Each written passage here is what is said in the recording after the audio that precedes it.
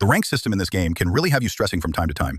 It's even worse when a game is nail-biting, butt-clenching, toe-ticklingly close, just like this one. Game starts with instantly making me feel left out. Everyone's got double-tier masters, and I'm only at single. I decided to play Carl and went left, while Griff went right, leaving Stu to play mid. That turned out to be a horrible idea, as Stu goes down, followed by Griff shortly, leaving me alone. Griff comes back and gets his revenge on the prawn, while Stu gets touched by the child again. Now this greedy treasure chest finally gets his hyper, and is apparently aiming for the invisible Leon since he misses all 3 enemies. It's fine since me and Stu are able to get a nice double kill on the stupid jester and child, securing the team wipe. It's not all sunshine and rainbows after, as Griff gets obliterated by the prawn, while Stu dies yet again, putting us back in the same situation as the first 30 seconds of the match. With his hypercharged Gus charging down the center with a full health tank right behind him, I'm forced to retreat while Stu gets murdered by balloons. Meanwhile, my Griff is at a stalemate with this Chester. With the game nearing the end, Stu pops hyper and dashes like he has actual nuts and bolts as a brain and ends up going down. Then, I'm about to get a whole nuke dropped on me, but I'm saved as the enemies capture the zone, giving them round 1.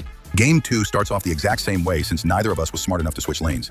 But Chester starts to push up on me, and just when I think I'm dead, the Stu helps me out.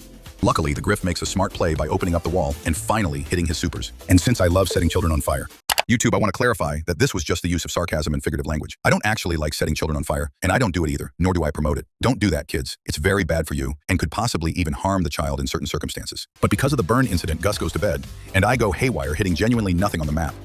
Before we move on with the game, let's just admire how opening one single wall made Griff play like he was 1-11 Juan Carlos, to playing like he's the pro player Zohabe. Quick little tip for people who think Piggy Bank is trash. And he loses his aura right after. With my excellent tactic of reclaiming my lane, I realize that we're still getting cooked, and they have full control. It doesn't help that we all get team wiped a second right after. Look at these guys. Must be so proud of themselves thinking they won the game. Until we managed to push up, allowing my greedy Griff to land a good hypercharged super and actually hit someone, resulting in us reclaiming control when the game is already 85-20. Something's better than nothing, I suppose. After that one team wipe, something just snaps inside all of us. It's like the indomitable human spirit just comes inside the 3 of us, and we hold point with such crispy defense. That is, until the Chester gets hyper and starts to run us down like he owns the place. His hyper is such an absolute team wipe that we're forced to split up. Luckily, before Daimi and Stu make it a 1v1, so it's a little easier for the Griff. And not only does he win, but he's putting on a 2016 LeBron performance, with the way he's securing double kills. At this point, they don't even care about playing well. They just rush in with everything in their arsenal, hoping to reclaim their missing 5% of zone.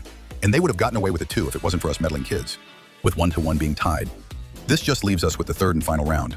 Whoever wins this wins it all. And starting round 3, for once we're the team who pushes them back and secures the first team wipe.